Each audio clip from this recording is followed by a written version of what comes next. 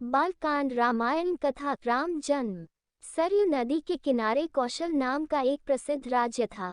इस पर महातपस्वी और वीर राजा दशरथ राज करते थे। देश की राजधानी अयोध्या थी।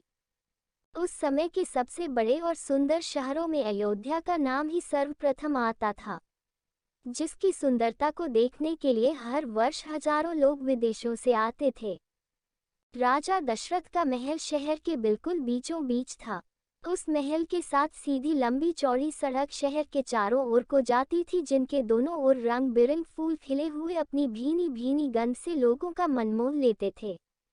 राजमहल के साथ ही राजा दशरथ ने छोटे छोटे खूबसूरत कई महल बनवा रखे थे, जिनमें उनके मंत्रीगण, सेनापति और देश के चुने हुए बुद्धिजीवी लोग भी रहते थे, जो हर संकट के समय राजा को सलाह देते थे। देश पर आने वाले किसी भी संकट के समय राजा उन्हीं सब लोगों से मंत्रण करते थे। राजा दशरथ अपने समय के सबसे धर्मी और पराक्रमी राजा माने जाते थे। उनकी प्रजा उन्हें भगवान समझकर उनकी पूजा करती थी। उनका राज पूर्व से पश्चिम, उत्तर से दक्षिण तक फैला हुआ था। इन मंत्रियों और बुद्धिजीवियों के अतिरिक्त वासुदेव जी जो बाली आदि राज पुरोहित भी राजा की प्रजाहित के कार्यों को सलाह देते रहते थे। ऐसे वीर और लोकप्रिय राजा के जीवन में तो संसार भर के सुख होते हैं, डक नाम की कोई चीज उनके निकट तक नहीं आई थी। संतान का डक, इस संसार में सारे सुख तो किसी प्राणी को नहीं मिल पाते। यही हाल राजा दशरथ का था। उन्हें जीवन का हर सुख मिला, किंतु घर में संतान न होने का डक तो घाव बनता जा रहा था। एक के बाद एक करके उन्होंने अपनी 3 शादियां कर डाली, किंतु संतान न तो कौशल्या, सुमित्रा और न ही कैकेयी की कोख से जन्म ले सका। यही कारण था कि राजा दशरथ अक्सर उदास रहा करते थे। संतान प्राप्त करने के अनेकों उपाय सोचे गए। अंत में राजा के मंत्रियों ने यह सलाह दी कि एक ऐसा यज्ञ किया जाए जिसमें सारे देवी देवताओं का पूजन हो। उसमें ऋषियों मुनियों को विशेष रूप से बुलवाया जाए। मंत्रियों से विचार विमर्श करके यज्ञ की बात पक्की हो गई थी। यज्ञ आरंभ हुआ। राज्य भर के पंडित, साधु संत, मुनिव यज्ञ में भाग लेने के लिए आए।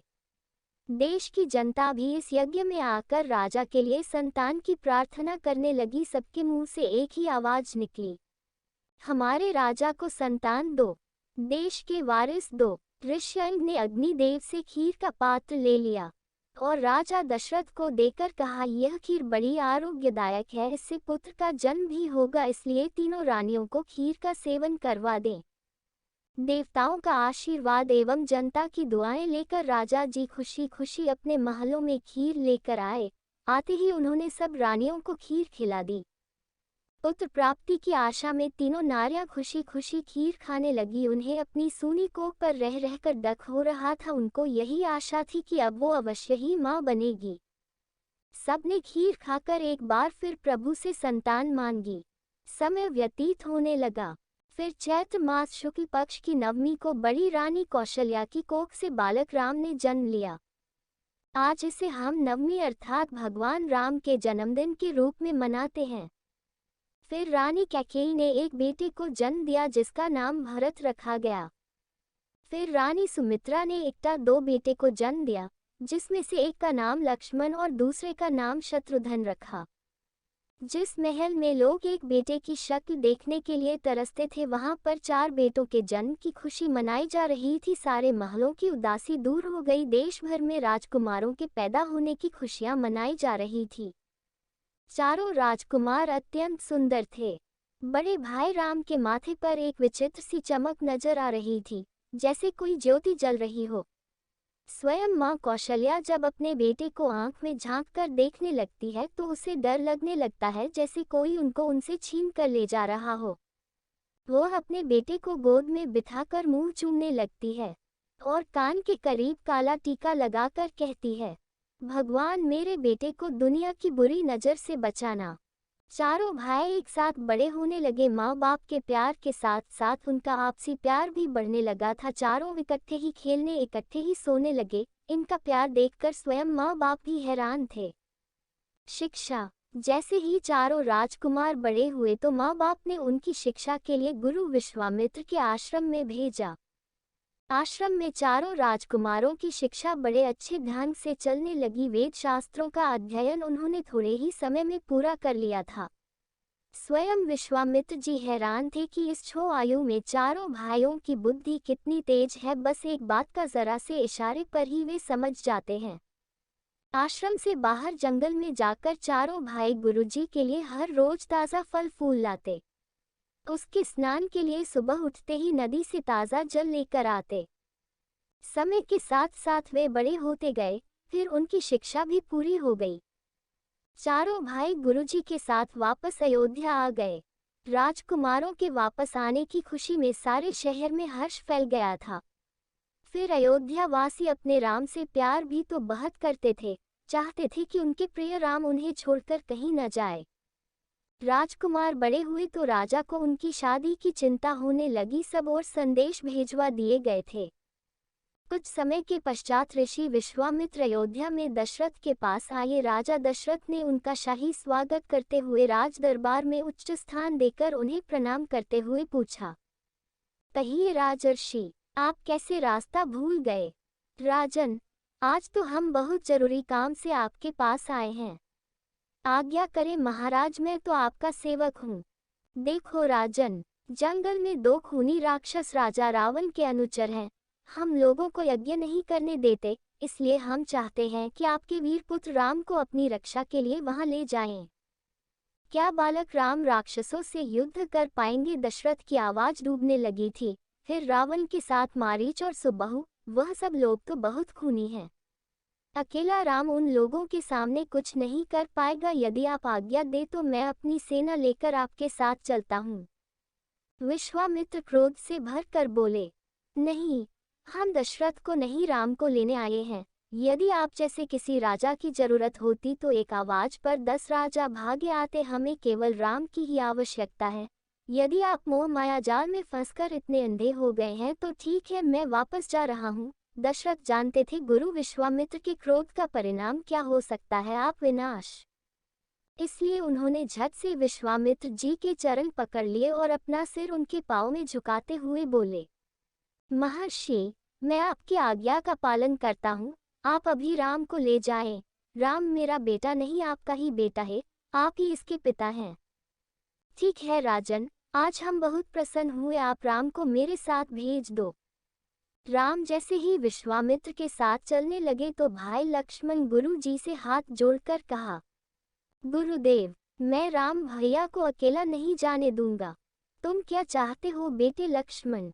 आपका आशीर्वाद, जिससे मैं अपने बड़े भाई की हर समय देखभाल कर सकूं।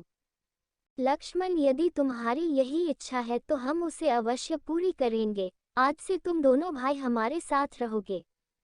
आप धन्य हैं गुरुदेव। यह कहकर लक्ष्मण ने अपना सिर गुरुदेव के चरणों में रख दिया। गुरुजी ने उन्हें आशीर्वाद देते हुए दोनों भाइयों को अपने सीने से लगा लिया।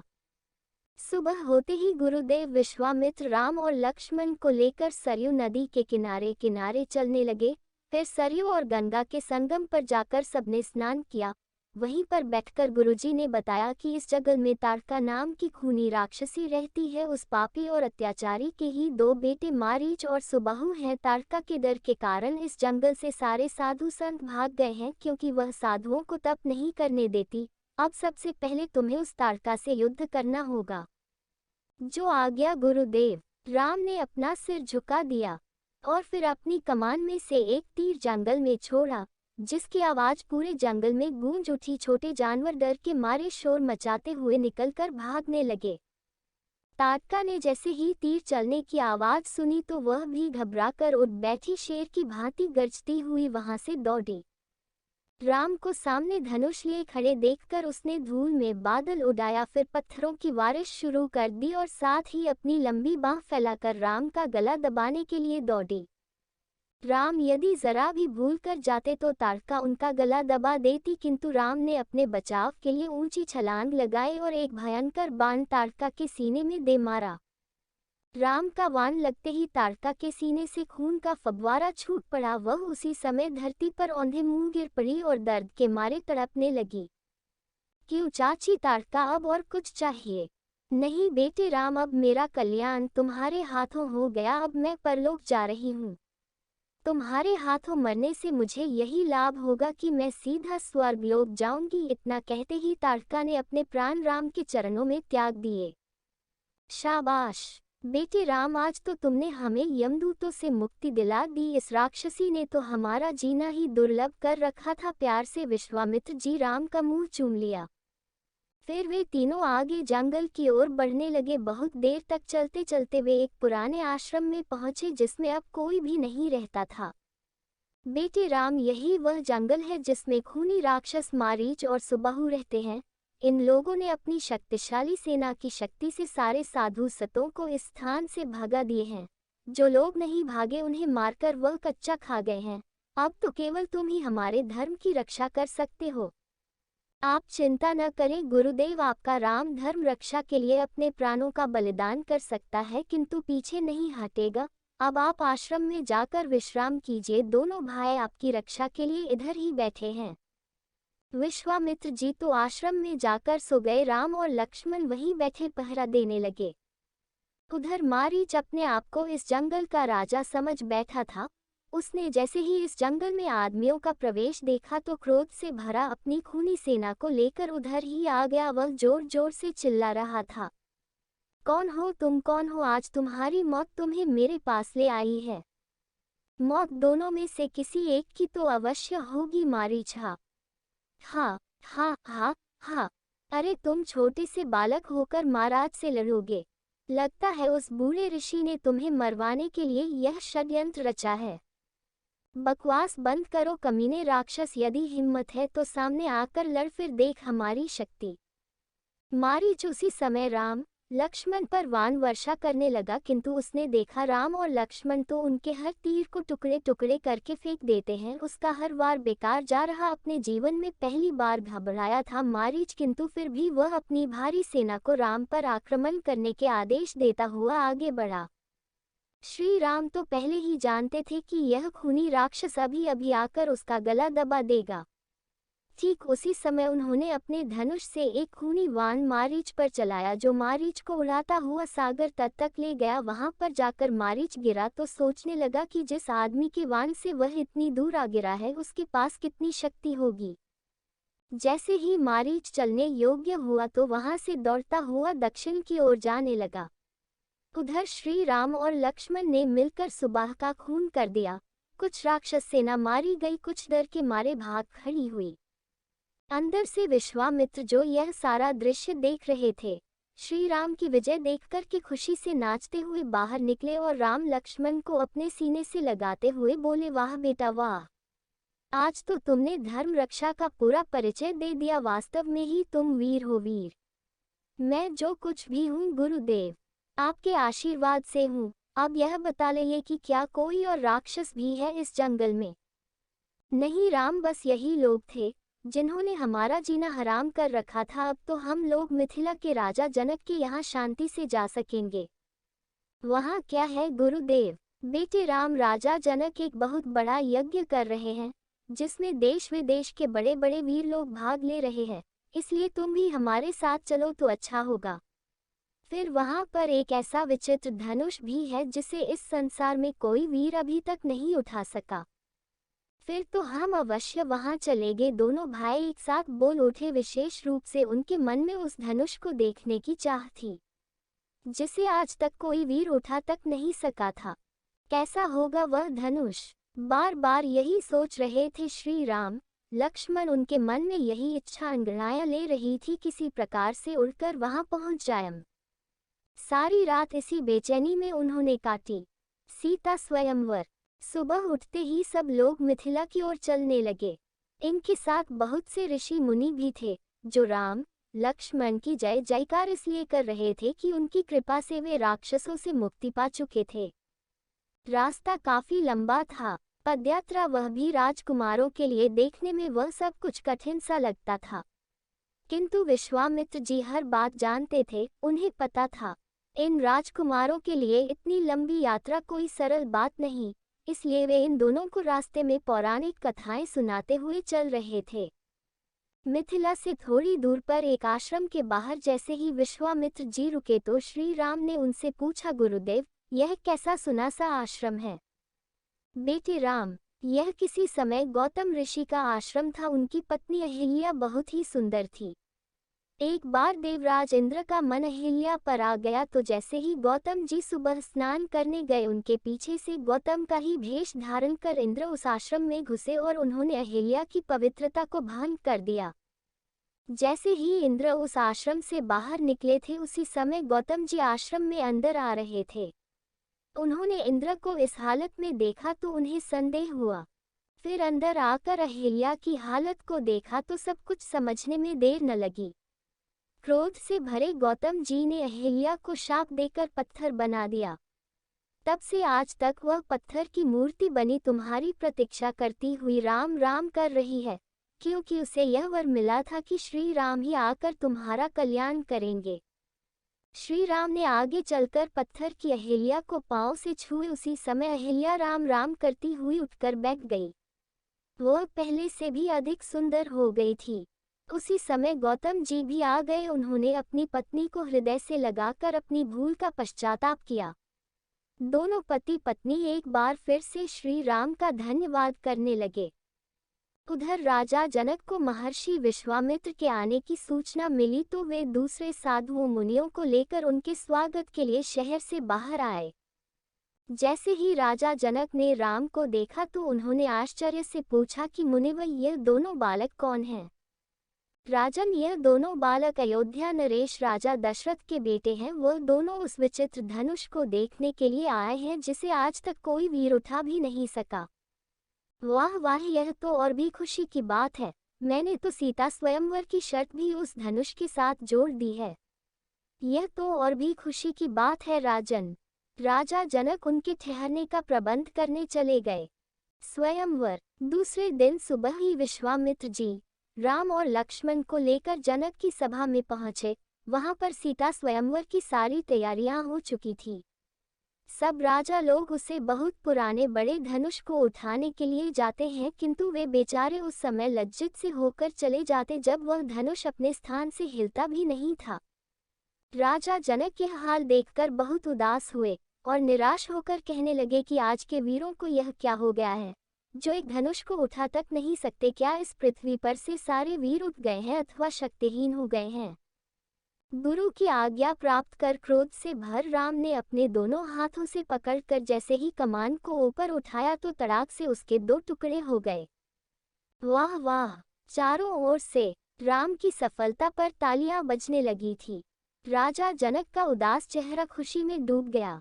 उन्होंने अपनी बेटी सीता को इशारा किया कि वह वरमाला श्री राम के गले में डाल दें। सीता तो जैसे पहले से ही तैयार थी, उसने आगे बढ़कर माला श्री राम के गले में डाल दी। राम विवाह के साथ ही तीनों भाइयों का विवाह। राजा जनक ने उसी समय अपने दूतों को अयोध्या की ओर भेजा कि वे राजा दशरथ से जाकर कहें कि वे राम की बारात लेकर मिथिला आ जाएं। जैसे ही दशरथ जी को राम की शादी की सूचना मिली तो गुरु वशिष्ठ की आज्ञा पाकर बारात लेकर मिथिला की ओर चलने लगे। 5 दिन के लंबे सफर के पश्चात बारात मिथिला पहुंची तो राजा जनक ने शहर से बाहर आकर बारात का स्वागत किया। मिथिला का पूरा शहर जगमगा रहा था। राज्य मंडप में राजा जनक अपनी बेटियों को लेकर आए तो उन्होंने सर्वप्रथम अपनी बेटी सीता को सबसे आगे करते हुए कहा, महाराज दशरथ, यह मेरी बेटी सीता है जो पृथ्वी की कोख से पैदा हुई थी। यह मेरी दूसरी बेटी उर्मिला है जिसकी शादी मैं लक्ष्मण से करना चाहता हूँ। और यह 2 लड़कियां मेरे भाई कुशध्वज की है। इनमें बड़ी मांडवी और छोटी श्रुतिकीर्ति है। मैं चाहता हूँ कि इनकी शादियां भी आप अपने दोनों बेटों भरत शत्रुघ्न से करने की आज्ञा दें। मुझे सब कुछ मंजूर है राजन। दशरथ ने जनक को अपने गले से लगाते हुए सारे रिश्ते मंजूर कर लिए। इस तरह से चारों भाइयों की शादियां संपन्न हो गई। राजा जनक ने दशरथ को बहुत दिनों तक अपने शहर में ही रखा। इन दोनों में बड़ी गहरी मित्रता हो गई। फिर महाराज दशरथ अपने बेटों और पुत्र बधुओं को साथ लेकर अयोध्या की ओर चल पड़े। अभी वे लोग मिथिला से निकले ही थे कि रास्ते में बहुत भयंकर आंधी आई। उस आंधी को देखकर मिथिलावासी डर के मारे कांप उठे। उसी समय इस आंधी में से भगवान परशुराम जी निकलकर राम के आगे खड़े होकर कहने लगे, राम, तुमने शिवजी के पुराने धनुष को तोड़कर अच्छा नहीं किया। यह स्वयंवर की शर्त थी भगवान। मैं कुछ नहीं जानता, मुझे यह धनुष ठीक उसी प्रकार से बनाकर दो जैसा पहले था, नहीं तो मैं तुम्हें शाप दे दूंगा। यदि आपकी यही इच्छा है परशुराम जी, तो यह लो। उसी समय भगवान राम ने अपनी शक्ति से उस धनुष पर बाण चढ़ाया और बोले, क्यों भगवान, यदि इस तरह से मैं आपकी शक्ति समाप्त कर दूं तो कैसा रहे?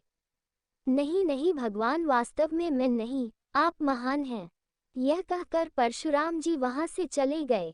बालकांड का यह पहला भाग कैसा लगा कमेंट करके जरूर बताएं। अगर आपको इसमें कुछ कमियां दिखती है तो वो भी आप जरूर बताएं। उसे हम जल्द से जल्द सही कर देंगे।